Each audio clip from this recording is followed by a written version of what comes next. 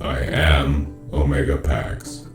I am the last of the Cybertronian historians. This is the history of Transformers. Seaspray was first seen on Earth, fighting with Trax and Cliffjumper, when a time warp unleashed a ship full of pirates on the 20th century. After locating the vessel with his radar, Seaspray helped the other Autobots push the ship back through the time warp before it sealed up.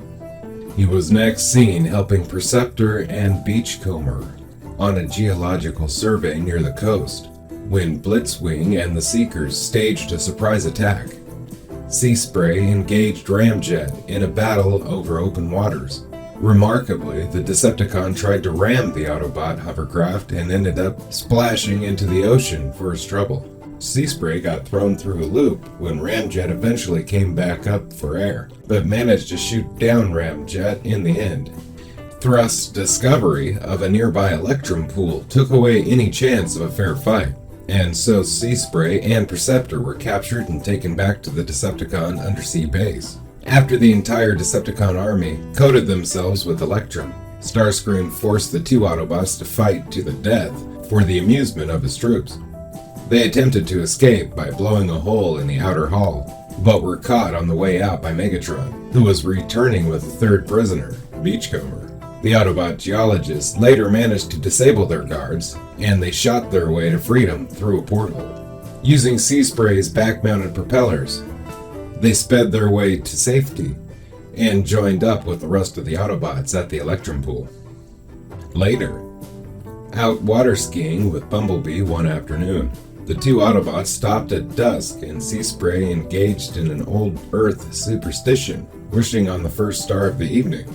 He doesn't tell Bumblebee what his wish was for, but moments later they received a garbled distress signal from a distant planet.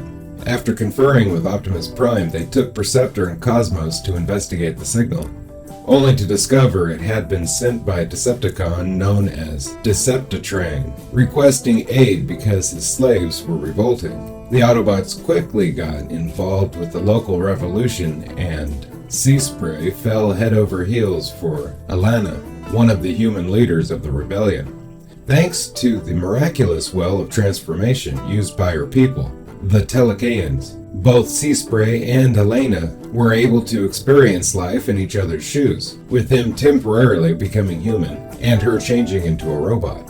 Deceptitrion and his allies were defeated, and Seaspray proved that even a chunky robot with a throat full of mouthwash can find true love.